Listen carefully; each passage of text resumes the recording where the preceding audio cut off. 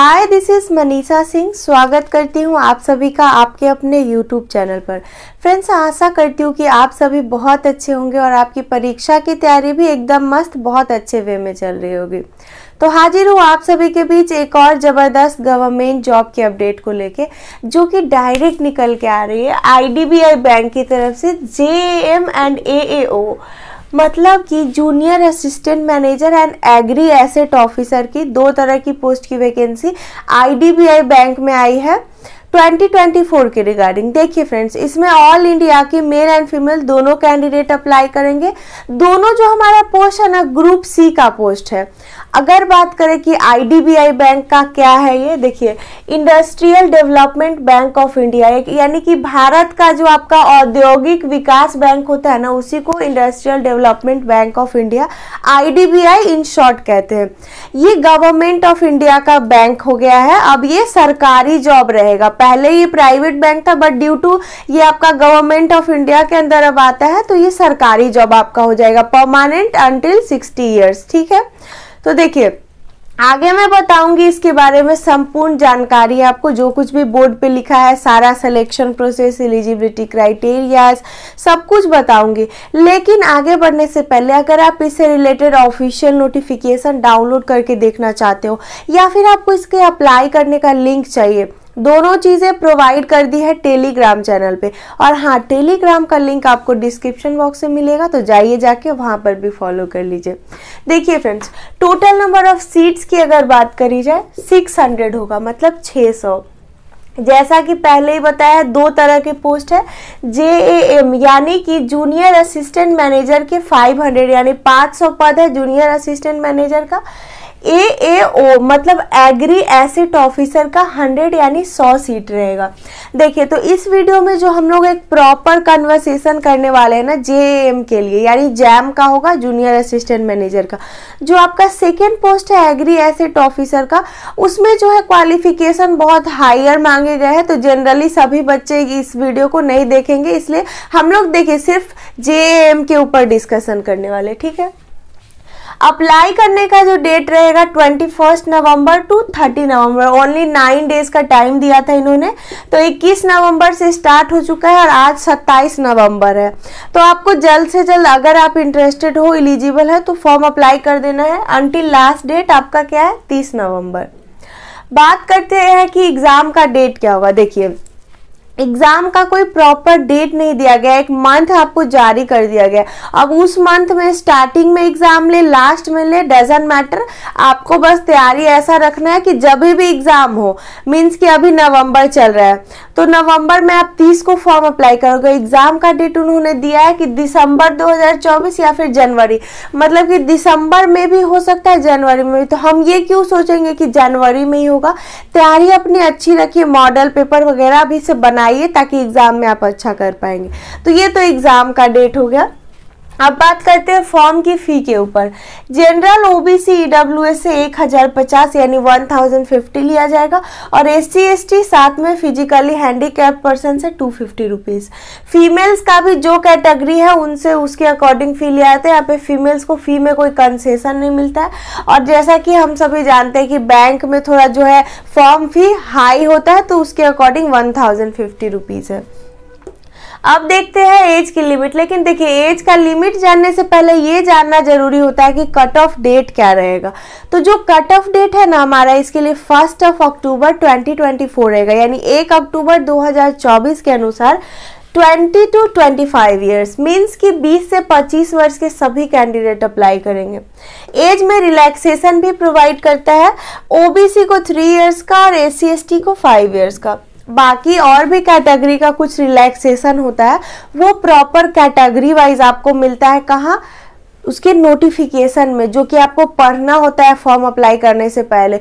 कोई भी form apply करने से पहले उसका नोटिफिकेशन जरूर आप डाउनलोड करके देखा करिए कि उसमें क्या सब होता है। उसमें आपको एग्जाम पैटर्न, सिलेबस सब कुछ मिल जाता है, और वो आपको मिलेगा मेरे टेलीग्राम चैनल पे। ठीक है, फिलहाल हम जानते हैं कि एजुकेशनल क्वालिफिकेशन क्या होगा। देखिए, क्वालिफिकेशन आपका ग्रेजुएशन रहेगा, मतलब कि आपने किसी भी स्ट्रीम से अगर आपने बैचलर्स डिग्री ले रखी है, डजंट मैटर आर्ट साइंस या कॉमर्स है, आप अप्लाई कर सकते हो। बस थोड़ा सा यहाँ पर परसेंटेज का इशू है।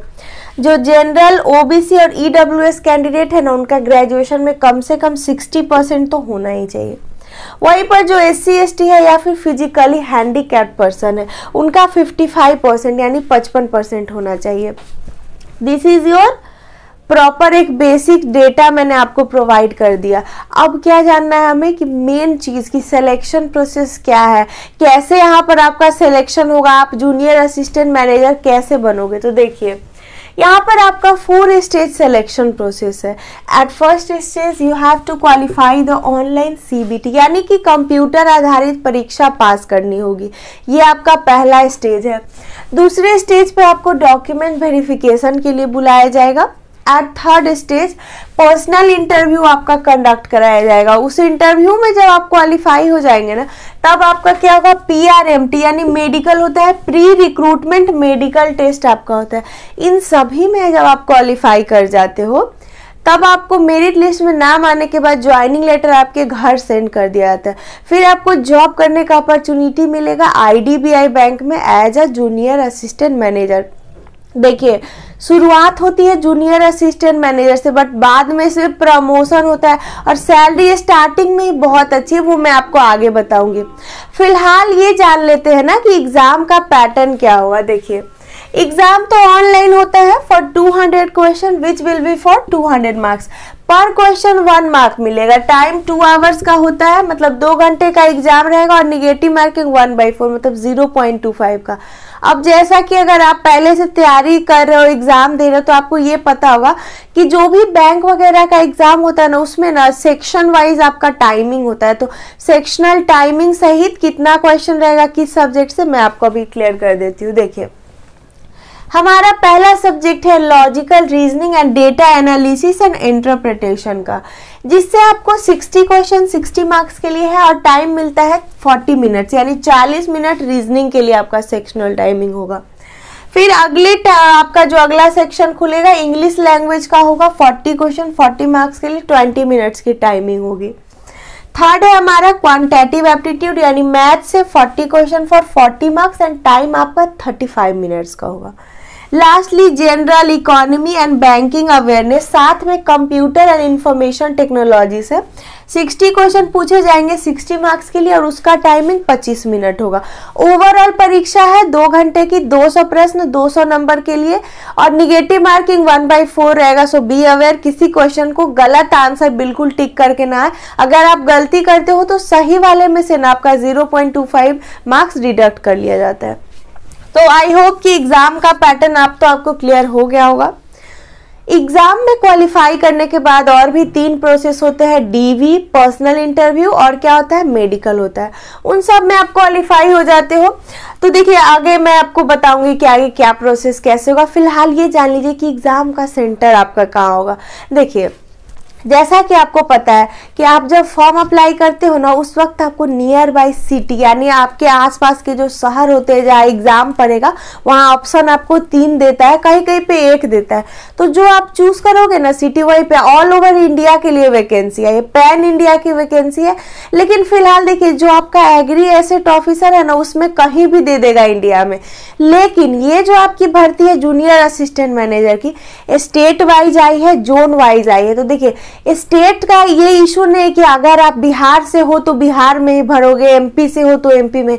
लेकिन मेन पॉइंट ये आता है ना कि आपको जहां का भी आप अप्लाई करते हो वहां का स्टेट लैंग्वेज, आपको जो लोकल लैंग्वेज होता है ना, आपको आना जरूरी होता है। मान लीजिए कहीं का लोकल लैंग्वेज है कोलकाता का, अगर वहां का बंगाली आपको बोलना नहीं आ रहा है, तब आप डिस्क्वालीफाई हो जाओगे। तो इतना प्रोसेस करने से पहले क्या है ना कि नोटिफिकेशन में आप देखो किस किस स्टेट में कितना सीट है और उसका लोकल लैंग्वेज क्या है, तभी आप आगे इसके लिए प्रोसीड करना। ठीक है, ये दो चीजें मेन टॉपिक थी जो मैंने आपको क्लियर कर दी। अब जैसा कि बता रही थी कि आपका ज्वाइनिंग होता है, हाई प्रोफाइल जॉब होता है, सैलरी जो है ना शुरुआत में आपको 54,000 रुपये पर महीने की दी जाती है। मतलब कि ऑन जॉब ट्रेनिंग होता है, जैसे ही आप ज्वाइन करते हो ना 54,000 रुपीज पर मंथ। तो जब स्टार्टिंग में 54,000 है तो बाद में तो बढ़ते बढ़ते आपका 1 लाख टू 1.5 लाख आपकी सैलरी चली जाती है। इसमें साथ ही साथ ना आपको इंसेंटिव वगैरह भी होता है। आप जब काम करते हो वहां पर तो उसमें आपको इंसेंटिव मिलता है, तो ये भी एक अच्छा पर्क्स होता है। आई होप कि इस पोस्ट के रिगार्डिंग अभी आपको सारी जानकारी मैंने प्रोवाइड कर दी हो। अब भी कुछ डाउट एंड कंसर्न है तो विदाउट हेजिटेशन कमेंट करके अपनी क्वेरी को आप वहां पर सॉल्व कर ले। हाँ, वीडियो अच्छी लगी हो, यूजफुल लगी हो तो एक लाइक तो बनता है, अपने फ्रेंड्स के साथ भी शेयर कर देना। साथ ही साथ मेरे चैनल को सब्सक्राइब करके नोटिफिकेशन बेल ऑल पे सेट करके जाना आप, ताकि सारी न्यू जॉब की अपडेट सबसे पहले आप तक पहुंच सके।